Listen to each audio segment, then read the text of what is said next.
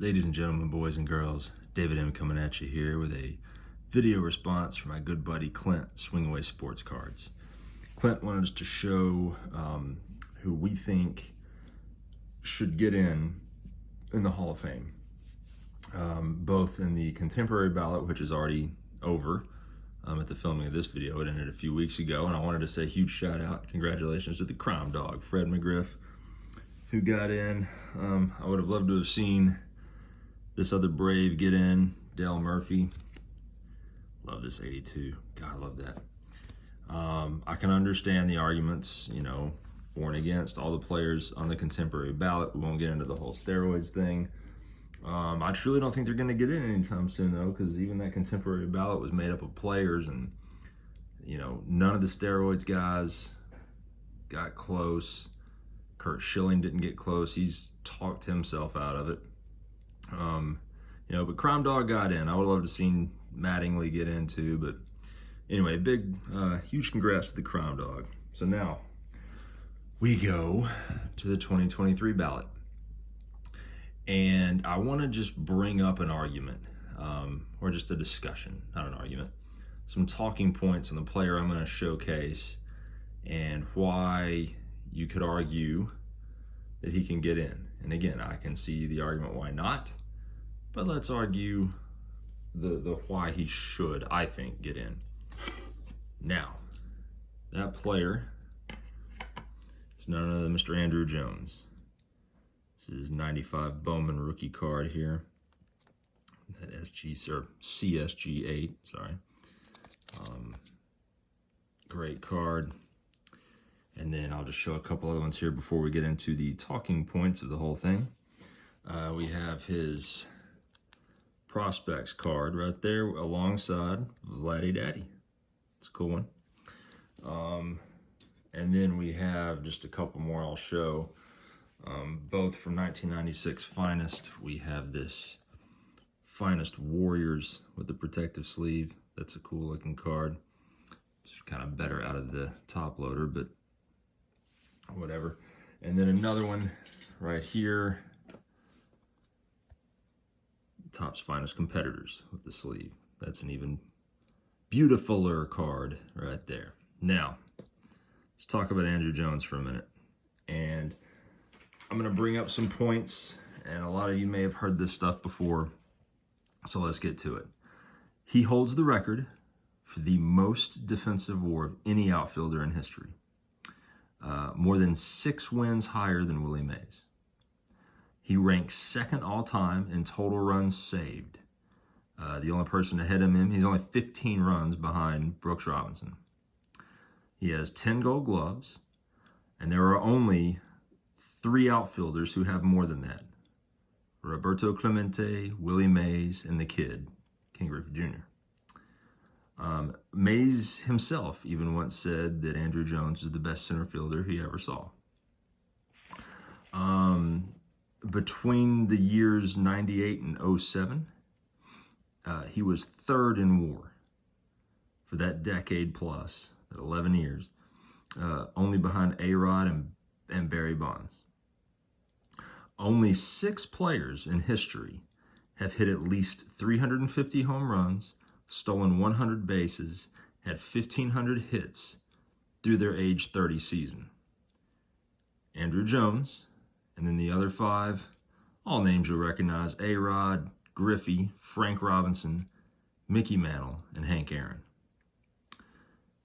Some more interesting stats here. If we compare, and this is where I really want to make the bulk of the argument here. Let's compare him, and this was going around on Twitter for a while, the first 11 years of Andruw Jones and the first 11 years of Mike Trout. Andruw Jones has, I'm doing quick math in my head, about 140 more hits, only 7 fewer runs. He has a couple hundred more total bases. He had 18 more home runs. He had approximately 250 or so more RBI. He had about 40 more extra base hits. Here's a crazy one. those first 11 years, Mike Trout's defensive WAR was 2.4. Andrew Jones, 26.6. That's insane. Now, where the argument takes a kind of a flip side to that, if you look at just overall WAR, Andrew Jones was 64.2, Mike Trout was 82.1. So you may ask yourself, well, you know, how is Mike Trout's WAR that much higher when Andrew Jones pretty much dominated every other category? That's because Andrew Jones played a lot more games than Mike Trout did during that span. So, again, Jones has the better stats in those 11 years for the most part, but Trout did all that he did in way fewer games. I mean, basically 2 seasons worth of games. So, the question is, if Mike Trout doesn't play another inning of baseball, you know, he's got the back issues, this, that, and the other. Let's just say, for whatever reason, he doesn't play another inning of baseball the rest of his career. He's a Hall of Famer, right? I mean, everyone's already anointed him a Hall of Famer. Better yet, what if Mike Trout over the next 10 years just falls off a cliff offensively, just like Andrew Jones did? Andrew Jones had a dominant, one of the best players in the game for 11 years, and then just completely collapsed. So, you know, do we measure his Hall of Fame worthiness on the first half of his career, which was dominant? Again, the numbers comparing to Trout's, if Trout is a surefire first ballot Hall of Famer, even if it all turns south today, well, you can make the argument that Andrew Jones should be too.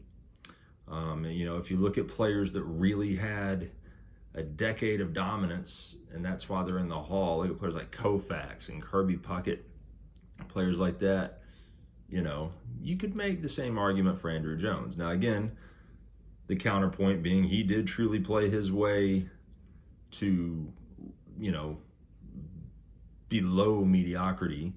He was just straight up terrible most of the rest of his career after his Braves career ended. You know, he had weight issues after that. He had all kinds of stuff, had a domestic issue at the very end of his career. But anyway, so that is the question.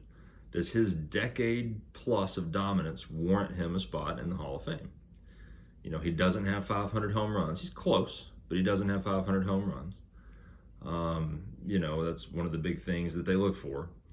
So, although McGriff got in without 500, but you could argue that had the strike season not happened, he would have easily had 500. So I don't know. You tell me. What do you think? Should he be in? I think yes. But, you know, I can see arguments for why not. And again, if you say no, and if you say Mike Trout is a Hall of Famer, what happens if Mike Trout, and this isn't going to happen, but let's just be hypothetical, what if he sucked for the next 10 years? You know, is he still a first ballot Hall of Famer? Again, I say yes. I'm not taking anything away from Trout. He is the player of our generation. It's just insane. And again, all those numbers that I read off, Trout put up what he put up in like 350 fewer games or something. So anyway, just a fun conversation. I do not think Andrew Jones will get in, at least not this year. I don't think anyone will. I originally told Clint, like, if this was just a VR on who we think would get in, it would be the shortest one ever, because it would be me saying nobody and the screen going to black. Scott Rowland will get close. I just don't think they'll get him in yet. I'd love to see Todd Helton get in. I don't think they'll put him in yet. Just something about the writers, man. I don't know. I don't like them. They seem to want these guys to sweat it out. And I don't like that at all. So anyway, I hope everyone is doing well. Sorry for the rambling. Everyone go check out Clint Swing Away Sports Cards. Everyone take care, and I'll catch you next time.